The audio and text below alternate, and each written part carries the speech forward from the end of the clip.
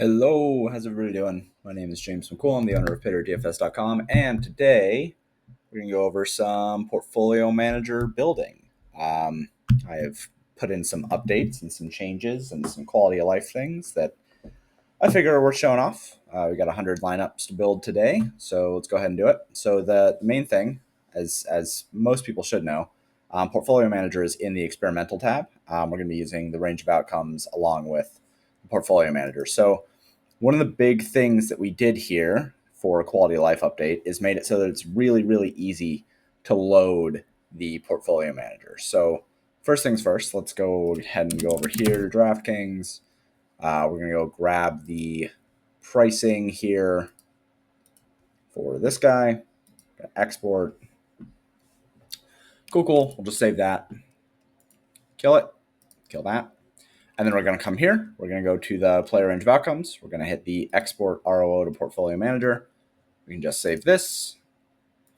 And then the big quality of life updates actually came in this sheet. So what I'm going to do is I'm going to reset and load reset. And then now what you can do is you can apply these filters to the data export. So this is a nice big quality of life update. Usually what I would do is I would hit prepare data export, and then I would have to go through and filter things out in the CSV. Now you can just do it here. So I'm going to set a minimum salary used to 48,500. I'm going to set a minimum stack size to 4 stacks. And then I'm going to go ahead and prepare this. I always use names. You can use names or IDs. This portfolio manager export now works correctly. So as you can see, we have, playing lineups here, 3,800 lineups. So now that I have downloaded all of those, I can just come over here, go MLB, hit other names, and then we can just load everything up. And everything will load without any issues because all of the downloads are now oriented for portfolio management. So cool stuff. If you have not used the portfolio manager since the last set of updates, the filters now are over here. You can collapse these so you can see things a little bit better. We're going to build out 100 lineups today. So let's see. The thing that I have been mostly doing first is going to the presets and then taking a look at the large field managed diversity and just seeing kind of like what a full set of lineups would look like if I just were to use this and manage my diversity.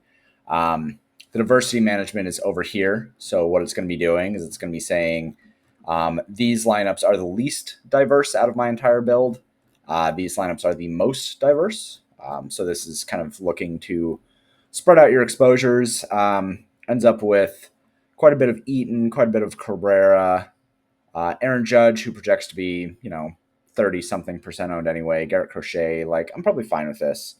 The one that I would be way under against the field on is going to be Zach Wheeler at 21%, looks like. I would end up with 20% Yankees stacks, 14 Toronto, 13 Boston, 10 Philadelphia.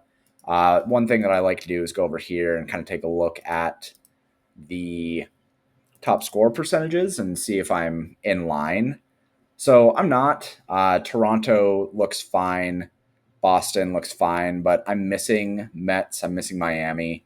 I'm missing Tampa Bay, really. Tampa Bay's down here at 5%, 5% for the Mets. So what I would want to do then instead is go back up here, reset the filters, reset the portfolio. And then let's just see what 75 lineups out of large field does for me, because the other 25 I'm going to be using to round out my portfolio. So this gives me 74 lineups, and it gives me Toronto, Boston, New York is at 12%, New York Mets is at 9%. It's quite a bit of Boston. I think I'm okay with that. Am I okay with that? It's a bullpen game. I don't think I love it. They're going to be relatively highly owned. I think that's okay. Let's see what we can do. So Eaton is still going to be really high owned. Judge, I don't really have. I mean, Crochet at 41%, I think is fine. Cabrera would be the one that I would be more worried about. But when I go and look at Milwaukee, I mean, Milwaukee just looks so bad up against him that I'm not sure how much I would want to get. If I go over here, I'm sure, I already have some Milwaukee against him, and they're already pretty appropriately owned. So I don't have to worry too much about the rest of that. I'm just going to go ahead and add all of these to the custom export. And then go ahead and reset my portfolio. So now, what do we want to add? So we wanted to add, we can go over to our export base and we can take a look at what our portfolio currently looks like for export. So we have a whole bunch of Toronto, a whole bunch of Boston. We know that we want a whole bunch of Yankees and Mets. So let's go ahead and go grab 10 lineups of each of those because I kind of want these to be the main ones. And then I'm going to want to grab some Miami, I think. And then after that, I feel like we'll be in a pretty good spot. And when I go and look at these, so I know there's going to be a lot of ownership on the Yankees, but there's not going to be a lot of ownership on the Mets. So I'll show you what I do with that situation. Let's go ahead and go back here to our portfolio. And we're going to parse these down to Yankee stacks first. Submit that. I end up with 652 lineups. Cool. The Yankees are up against Waddell. So micro filters. Let's make sure that Waddell is not in there. He's not. So what I like to do, I know that these lineups are going to have higher ownership. And for the most part, I'm fine with that. But if I'm going to have high ownership on my stacks, I don't necessarily want to be maximizing for anything but edge, right? So what I'm going to do here is I'm going to end up going with volatility. I'm going to go with heavy lineup edge so that I can maximize the edge on my lineups here with Yankee stacks. And that can only give me 3 lineups here. And that's because the edge just drops way down. So let's see. Man, that gives me Ogasaki. I'm not sure that I love that. Like, it's probably fine to do it this way. Let's take a look at a different way really quick. I don't mind that, but I think we can maybe do a little bit better. So let's go ahead and parse this down again to Yankee stacks. And instead of this, let's go ahead and just manage the diversity and give me 10 lineups for diverse. Yeah, okay, that'll work better. So this is a handful of diverse lineups. I do have some negative edge lineups. I just don't think that I'm going to be able to really avoid that. That ends up giving me, yeah, I mean, Joe Ryan. It's pretty diverse at pitcher. I think I'm fine with this. The ownerships are high on a couple of these. Like this one, the ownership here is really, really high. Finish percent is 11%. But I think I'm fine with that. It lowers my volatility a little bit. I'm going to go ahead and add those. So then we'll go ahead and reset. And we're going to do the same thing with the Mets. But with the Mets, we know that the Mets are going to be really low owned, right? So we don't care at all about reducing our volatility. Increasing our volatility. In fact, we want to reduce our volatility. So let's make sure that we don't have fried in here. I'm sure there's going to be a couple lineups here that have fried, just one. And then let's here instead go small field and get a whole lot of ownership around them. And so that's going to give me 10 lineups with a whole bunch of Wheeler and Crochet, some Gossman. It's going to ramp up our ownership here so that we are surrounding our Mets lineup with a whole lot of ownership so that we're not, needing every single thing in the world to go right for us. So let's go ahead and add all of those to the custom export now. And reset our portfolio. So now let's go ahead and go take a look at what we are going to export. So we have 94. We need 6 more lineups. Let's take a look at our exposures. A whole bunch of Eaton, a bunch of Xavier Edwards, Crochet 46%, fine with that. Cabrera 45. Wheeler only 23. It's a little low based on what we're looking at here. I mean, if we look at ownership, that's a pretty big fade actually. 56 down to 23. I don't hate that though. Okay, so let's take a look at our stacks. So we do have Yankees and Mets as the top. We're happy with that, I think. Yep, we're fine with that. We have maybe a little bit more Toronto than I would like, maybe a little bit more Boston than I would like. But they fit, so I don't think that I hate it. I need a little bit of Miami because models like Miami in this spot against Woodruff. And they've been relatively solid. The other one is the Rays. So maybe I add 3 more Miami lineups and 3 more Rays lineups and call that good. I don't think that I feel the need to really get a hedge against Crochet or Cabrera. Yeah, I don't think that I feel the need to hedge too much against my pitchers today. Usually what I will do is I will make sure that I hedge a little bit against the pitchers that I'm heavily exposed to, but I don't feel the need to do that today. So let's go ahead and grab some Miami stacks here. And Miami stacks, again, are going to be really, really low owned. So there's not going to be any need whatsoever to increase our volatility. It's going to be against Woodruff. Let's make sure that we remove him.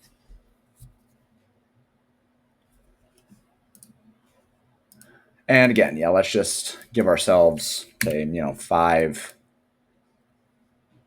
really heavily owned lineups around that. Yeah, that looks good. That looks fine. So I'll add 3 of those. Do I just want to full send on Miami? How much better do they look than Tampa Bay? Oh, I guess they don't really. Yeah, I need a little bit of both of them. Need a little bit of both of them. So let's add the selected. So this is just going to select the top 3 lineups here and add them to my portfolio, to my custom export. And then let's do the same thing with Tampa Bay. I'm